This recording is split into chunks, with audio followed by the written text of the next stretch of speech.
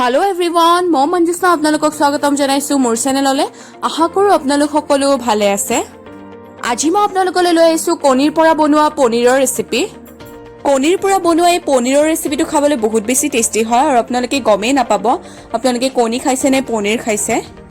আৰু এই ৰেচিপিটো বনাবলৈ বহুত সহজ। তেনেহলে দেৰি নকৰি বলকচোন ৰেচিপিটো ষ্টাৰ্ট কৰো। ৰেচিপিটো চাই যদি ভাল পায় লাইক কৰিব, শ্বেয়াৰ কৰিব আৰু যদি মোৰ চেনেলটো এতিয়ালৈ সাবস্ক্ৰাইব কৰা নাই সাবস্ক্ৰাইব কৰিব একেবাৰে নাপাহৰিব। এই ৰেচিপিৰ বাবে মই কণী লৈছো 4টা আৰু কণীকেটা মই এতিয়া বাউল এটাত ভাঙি লৈছো। আৰু আপোনালোকে কণী বেছিকৈ ল'ব পাৰে, মই কিন্তু 4টাই লৈছো।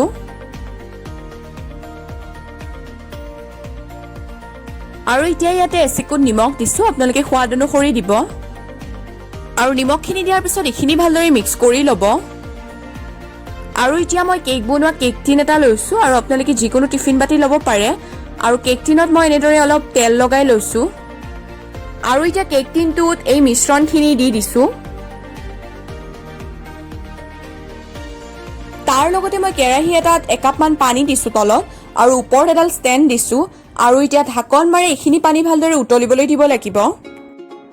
আৰু এয়া পানীখিনি ভালদৰে উতলিছে। আৰু এতিয়া ইয়াতে লাহেকৈ কেক টিনটো দি দিব। আৰু ঢাকন দি 10 মিনিট মিডিয়াম ফ্লেমত ৰাখিব লাগিব।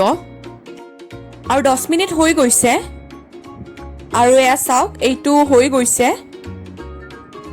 আৰু এতিয়া চুৰি এখনেৰে চাম এইটো হৈছে নে নাই। আৰু এয়া চাওক একো লাগি অহা নাই, মানে এইটো হৈ গৈছে। এইটো হৈ গৈছে। গেছৰ ফ্লেমটো এতিয়া অফ কৰি দিছো আৰু এইটো নমাই লৈ অলপ সময় ঠাণ্ডা হ'বলৈ দিম। আৰু এতিয়া প্লেট এখনত বিলাহী এটা, পিয়াজ 2টা, কেঁচা জলকীয়া 3টা, আদা 1/2 আৰু নহৰু 7 ফুটা লৈছো।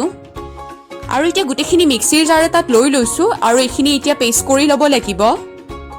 আৰু এতিয়া চুৰি এখনেৰে কেক যেনেদৰে উলিওৱা হয় তেনেদৰে চুৰিখনেৰে ঘূৰুৱাই দিব। আৰু ওপৰ প্লেট এখন ল'ব, ঠিক কেক উলুটোৱাৰ নিচিনাকৈ এনেদৰে উলুটাই দিব। আৰু এয়া চাওক এইটো ৰেডি হৈ গৈছে। আকৌ এইটো উলুটাই লৈছো।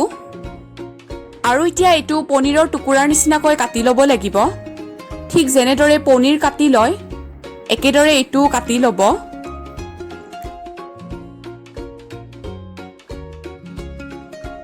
পিচবোৰ আপোনালোকে নিজৰ মতে সৰু ডাঙৰ কৰিব পাৰে।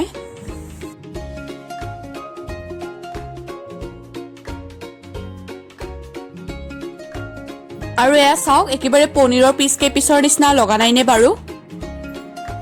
আৰু এতিয়া কেৰাহী এটা গৰম হ'বলৈ দিছো। কেৰাহীটো গৰম হোৱাত তাত 2 চামুচ তেল দিছো আৰু তেলখিনি গৰম হ'বলৈ দিছো। তেলখিনি গৰম হোৱাত ইয়াতে কণীৰ পৰা বনোৱা পনীৰৰ পিচ কেপিচ দি দিব। আৰু দিয়াৰ পিছত মিডিয়াম ফ্লেমত এইখিনি 2 মিনিটমান সময় ভাজি ল'ব লাগিব। আৰু এইখিনি ভাজি হৈ গৈছে। এইখিনি মই 2 মিনিটমান সময় ভাজি লৈছো। আৰু এতিয়া মই এইখিনি প্লেট এখনত নমাই ল'ম। কেৰাহীত তেল আছিলে কিন্তু আৰু 1 চামুচ তেল দিছো আৰু তেলখিনি আকৌ এবাৰ গৰম হ'বলৈ দিছো। আৰু এতিয়া ইয়াতে শুকান জলকীয়া এটা, তেজপাত এটা আৰু ডালচেনি অলপমান লৈছো। তেলখিনি গৰম হোৱাত এইখিনি এতিয়া ইয়াতে দি দিছো। তাৰপিছত ইয়াতে আধা চামুচ গোটা জিৰা দিছো। আৰু এইখিনি দিয়াৰ পিছত ভালদৰে এইখিনি 30 ছেকেণ্ডমান সময় মিডিয়াম ফ্লেমত ভাজি ল'ব লাগিব। তাৰপিছত গেছৰ ফ্লেমটো ল' কৰি লৈছো আৰু ইয়াতে হালধি পাউডাৰ দিছো আধা চামুচ, কাশ্মীৰ লাল মিৰ্চ পাউডাৰ দিছো আধা চামুচ। আৰু এতিয়া এইখিনি আধা ছেকেণ্ডমান মিডিয়াম ফ্লেমত ফ্ৰাই কৰি ল'ব লাগিব। আৰু এতিয়া ইয়াতে পেষ্ট কৰি লোৱা আদা, নহৰু, জলকীয়া, বিলাহী, পিয়াজ গোটেইখিনি ভালদৰে ইয়াতে দি দিব লাগিব। আৰু লগতে আধা চামুচতকৈ কম জিৰা গুড়ি দিছো আৰু গৰম মছলা গুড়ি দিছো আধা চামুচতকৈ কম। আৰু এতিয়া গোটেইখিনি ভালদৰে মিক্স কৰি লৈ মিডিয়াম ফ্লেমত ভাজি ল'ব লাগিব। আৰু এইখিনি ভালদৰে মিক্স কৰি লৈ 1 মিনিটমান সময় ভাজি লৈছো। আৰু এতিয়া ইয়াতে ঢাকন দি দিম।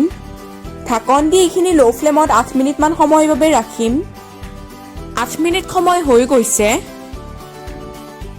আৰু মছলাখিনি ৰেডি হৈ গৈছে।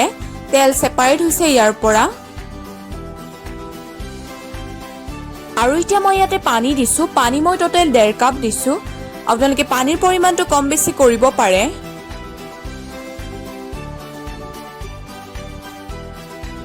পানী দিয়াৰ পিছত এইখিনি এবাৰ ভালদৰে মিক্স কৰি দিব। এতিয়া মই ইয়াতে নিমখ দিছোঁ, নিমখ মই আধা চামুচ দিছোঁ, আপোনালোকে সোৱাদ অনুসৰি দিব। নিমখ দিয়াৰ পিছত এইখিনি আকৌ এবাৰ মিক্স কৰি দিব আৰু মিডিয়াম ফ্লেমত এইখিনি এতিয়া ভালদৰে উতলিবলৈ দিব।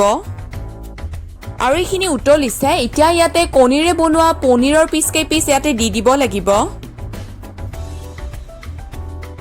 এবাৰ ভালদৰে গোটেইখিনি মিক্স কৰি দিব লাগিব। আৰু এতিয়া ইয়াতে ঢাকন দি দিম, ঢাকন দি ল' টু মিডিয়াম ফ্লেমত 3 মিনিট সময়ৰ বাবে ৰাখিম। আৰু 3 মিনিট হৈ গৈছে, এইখিনি ভালদৰে উতলিছে আৰু এইখিনি ৰেডি হৈ গৈছে। এতিয়া এবাৰ ভালদৰে এইখিনি মিক্স কৰি দিব লাগিব। ইমানখিনিতে মই গেছৰ ফ্লেমটো অফ কৰি দিছোঁ আৰু কণীৰে বনোৱা পনীৰৰ ৰেচিপি পৰিৱেশন কৰিবলৈ ৰেডি হৈ গৈছে। আৰু দেখিলেনে বনাবলৈ কিমান সহজ। আৰু এতিয়া গেছৰ ওপৰতে ঢাকন দি 2 মিনিট সময় ৰাখিব লাগিব। আৰু 2 মিনিট সময় হৈ গৈছে আৰু আপোনালোকে দেখিলেনে এই ৰেচিপিটো দেখিবলৈ একেবাৰে পনীৰৰ নিচিনাই হয়। এনেদৰে আপোনালোকে বনাই গৰম গৰম ৰুটি, পৰঠা, নান, ভাত, পোলাও সকলোৰে লগত পৰিৱেশন কৰিব পাৰিব। খাবলৈ বহুত বেছি সোৱাদ হয়, আপোনালোকে এবাৰ বনাই চাবচোন। আৰু বনাই ৰেচিপিটো কেনে পালে মোক কমেণ্ট বক্সত জনাবলৈ একেবাৰে নাপাহৰিব। আৰু আজিৰ ৰেচিপিটো ইমানেই আছিল। আশা কৰোঁ আপোনালোকে ৰেচিপিটো চাই ভাল পালে। যদি আপোনালোকে ৰেচিপিটো চাই ভাল পালে লাইক কৰিব, শ্বেয়াৰ কৰিব আৰু যদি মোৰ চেনেলটো এতিয়ালৈ ছাবস্ক্ৰাইব কৰা নাই ছাবস্ক্ৰাইব কৰি দিব আৰু লগত থকা বেল আইকনটো ক্লিক কৰিব যাতে মই নতুন ভিডিঅ' দিলে আপোনালোকে নটিফিকেশ্যন পাই থাকে। ভিডিঅ'টো শেষলৈ চোৱাৰ বাবে অশেষ ধন্যবাদ। পুনৰ লগ পাম নতুন ৰেচিপিৰ সৈতে।